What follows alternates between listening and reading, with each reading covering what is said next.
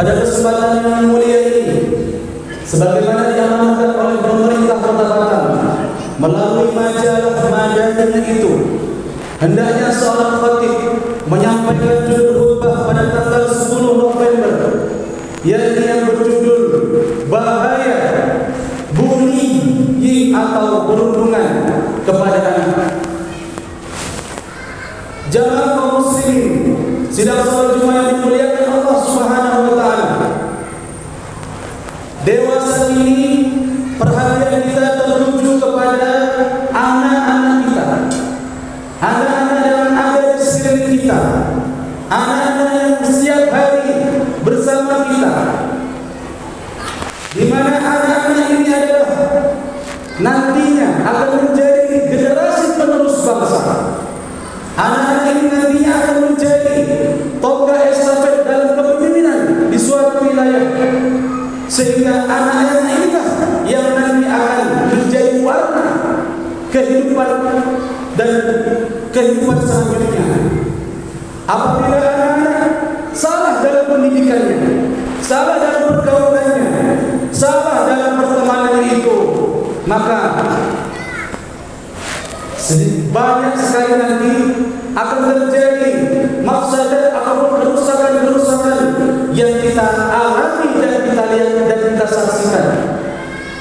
Jamaah muslimin yang dimuliakan Allah, KPAI, Komnas Perlindungan Anak di Indonesia ini mencatat bahwa 5 tahun terakhir dari 2016 sampai 2000 itu mencatat ada sekitar 480 kasus yang melaporkan tentang perundungan dan bullying anak. Belum lagi kita lihat saat ini jamaah kaum muslimin yang dimuliakan Allah, Kemen ataupun Kementerian Pemberdayaan Perempuan di Indonesia ini 2 bulan terakhir ini mencatat sekitar 500 lebih kasus perundungan dan bullying anak yang terjadi di Indonesia. Masih diingatan kita dalam ingatan yang sekalian jamaah muslimin yang dimuliakan Allah, di mana ada seorang anak SD di Jakarta melompat dari lantai 4 gara-gara dikeroyok walaupun dibully oleh kawan-kawannya. Belum lagi yang di Cilacap yang sampai viral saat ini, bagaimana seorang anak di sekitaran masjid itu dikeroyok habis-habisan oleh temannya sendiri memakai baju seragam sekolah. Dan belum lagi di Sulawesi Tenggara jamaah, video sampai viral bagaimana anak yang masih berseragam yang kita lihat lugu sopan santun ternyata pulang sekolah menghabisi temannya. Nauzubillah summa nauzubillah. Sebenarnya ada apa? Sebenarnya bagaimana kondisi kita saat ini jamaah muslimin yang dimuliakan Allah? Kenapa akhir-akhir saat ini anak-anak kita yang tercatat itu bukan anak-anak yang dewasa, masih dalam duduk di bangku dasar sekolah SD maupun sekolah SMP, mereka gampang sekali mudah menyerang, mereka mudah sekali untuk membuli teman-temannya sehingga mengeroyok habis-habisan. Ada apa jamaah kaum muslimin yang dimuliakan Allah Subhanahu wa taala? Maka berbagai macam perspektif itu mengungkapkan dari mana kita memandangnya, dari sudut mana kita memandangnya. Maka Islamlah kaum muslimin yang dimuliakan Allah Subhanahu wa taala sebagai solusi. Bahwa dari segi pendapat bahwa ini akibat kurang didikan, kurang rangkulan dari orang tua. Ini juga akibat dari lingkungan yang begitu maraknya tontonan-tontonan yang tidak difilter. Ini juga diakibatkan oleh suatu hubungan antara kedua orang tua terhadap anaknya, broken home dan lain sebagainya. Jamaah muslimin dimuliakan Allah Subhanahu wa taala. Bagaimana mungkin anak yang kita bangga-banggakan ternyata memiliki karakter yang luar biasa sehingga mudah sekali marah. Kaum muslimin dimuliakan Allah Subhanahu wa taala. Maka Allah Subhanahu wa taala berfirman di Quran surah Al-Hujurat ayat 11 itu, ya ayyuhalladzina amanu la yaskhar qaumun min qaumin. Wahai orang-orang yang menyatakan diri beriman kepada Allah dan hari akhir itu, maka jangan sekali kamu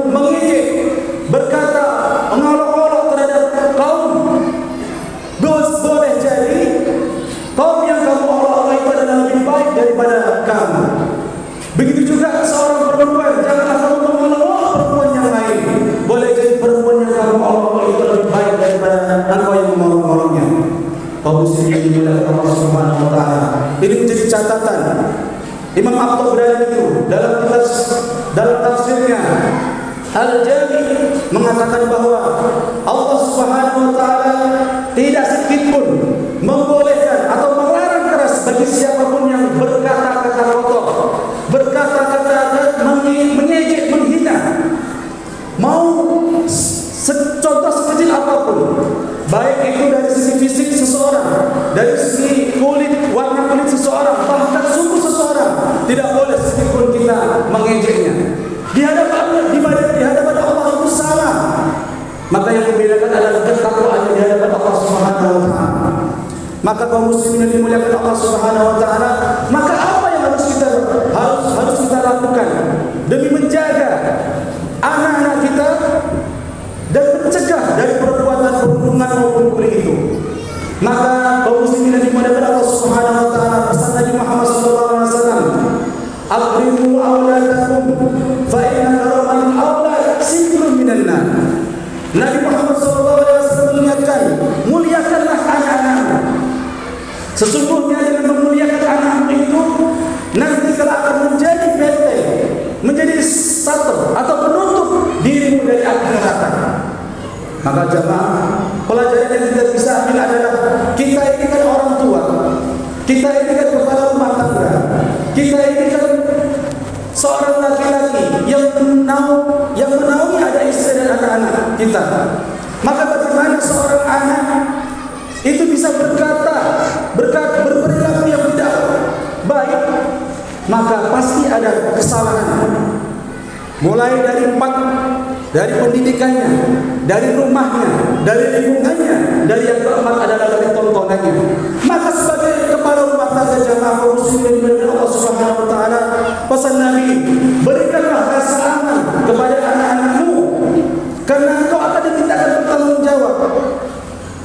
Kata lain jamaah muslimin yang dimuliakan Allah, kita sebagai kepala rumah tangga bukan hanya sekedar mencari nafkah, tapi lebih daripada itu kita rangkul anak-anak kita. Kita lihat siapa teman-temannya, apa yang tiap hari dia tonton itu. Maka dari suami yang bertanggung jawab, seorang ayah yang bertanggung jawab, maka dia bukan sekedar pulang kerja langsung istirahat, besok lagi dia bekerja lagi, istirahat lagi, tanpa mempedulikan anak-anak. Bukan dikatakan suami yang baik, bukan dikatakan kepala rumah tangga yang baik. Bahwa kepala rumah tangga yang baik itu mampu menegakkan kebenaran, keadilan di tengah-tengah keluarga itu. Bagaimana anak-anak itu ditekankan, nah waktunya sholat. Apa yang selama ini teman-temanmu? Boleh tak ayah dan ibu tahu siapa teman-temanmu? Begitulah. Bukan berarti kita mengangkat kehidupan anak, bukan. Itulah yang menjadi rasa aman sebenarnya. Pada hakikatnya anak-anak itu akan merasa diawasi oleh kedua orang tuanya. Maka jamaah muslimin dimuliakan Allah Subhanahu wa taala, inilah yang menjadi permasalahan pertama. Mengapa anak itu gampang mudah marah, mudah berkata-kata kotor? Kita lupa kontrol terhadap anak-anak kita. Jujur, kaum muslimin dimuliakan Allah Subhanahu wa taala. Dan yang kedua, setelah kita memberikan rasa aman kepada anak-anak kita untuk mencegah daripada bully dan perundungan itu, maka antarkan pendidikan itu. Anak-anak kita diantarkan pendidikan yang terbaik. Kalau bisa bapaknya lah yang mengajarkan Al-Quran, kalau bisa ibunya lah yang mengajarkan Al-Quran. Tapi kalau memang kita dalam kesibukan kita berikan pendidikan yang terbaik, kita antarkan ke sekolah-sekolah yang benar-benar bebas dari bullying. Jangan sekedar mengantarkan sekolah, habis itu besok lagi kita dicek lagi. Bagaimana sholatnya, bagaimana ngajinya, bagaimana akhlaknya setiap hari bersama kita. Itu jawabannya ada di dalam hati kita masing-masing sebagai seorang ayah. Mudah-mudahan ini menjadi perenungan bagi kita semuanya. Kenapa anak kita sekarang ini susah untuk diingatkan? Kita sendirilah yang punya jawabannya. Maka kaum muslimin dimuliakan Allah Subhanahu wa taala, apabila kita mampu memuliakan anak kita itu, antarkan dengan pendidikan yang terbaik. Berikan contoh, kita seorang laki-laki, kita ke masjid, anak baru kita akan mau sholat. Kita berikan contoh kata-kata yang baik bagaimana, insya Allah anak-anak itu akan ikut.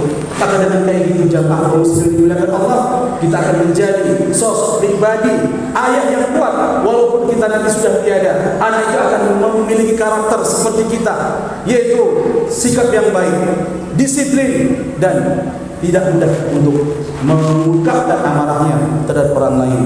Barakallahu li wa lakum fil Qur'anil azim wa nafa'ani wa iyyakum bima fihi min al-ayati wal dhikril hakim wa taqabbal minni wa minkum tilawatahu innahu wal ghafurur rahim. Allahumma shalli ala sayyidina Muhammad wa ala ali sayyidina Muhammad.